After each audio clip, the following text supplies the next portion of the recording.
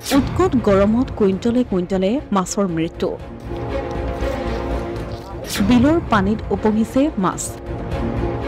সমগ্ৰ ৰাজ্যৰ লগতে বিশ্বনাথতো পাৰাস্তম্ভই শনিবাৰে ৩৭ ডিগ্ৰী চেণ্টিগ্ৰেডৰ ঘৰ স্পৰ্শ কৰিছে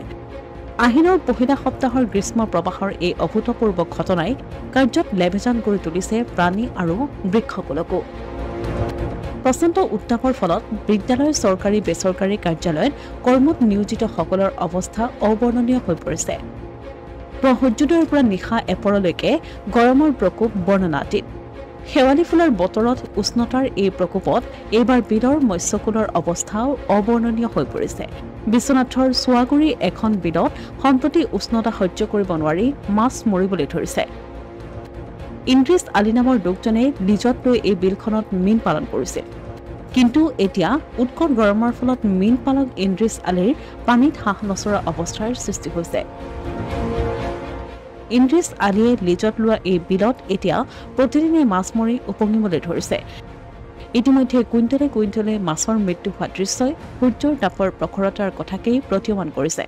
মোটামুটি ৰৌ মিৰ্কা কমল কাপ গিলাচ কাপ ইত্যাদি বহুত ধৰণৰ মাছ আছিলে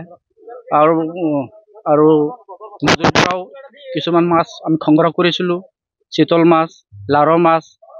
কিন্তু অতি গৰম হোৱাৰ কাৰণে মাছখিনি প্ৰায় মাছে আমাৰ মৰি গৈছে উপায় নাপায় আমি মাছখিনি মাৰি আছোঁ মাৰি আমি 2-4 পইচা কি পাওঁ এতিয়া উপায় নাই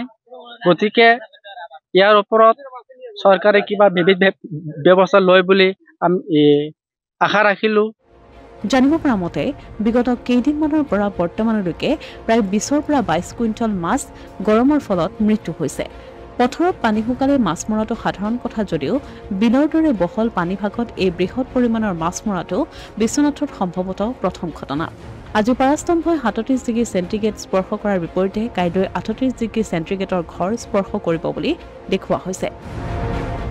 এনে অৱস্থাত পুনৰ বিলখনত আৰু অধিক যে মাছৰ মৃত্যু হ'ব সেয়া নিশ্চিত হৈ পৰিছে অসমীয়া প্ৰতিদিন ডিজিটেল সংবাদ বিশ্বনাথ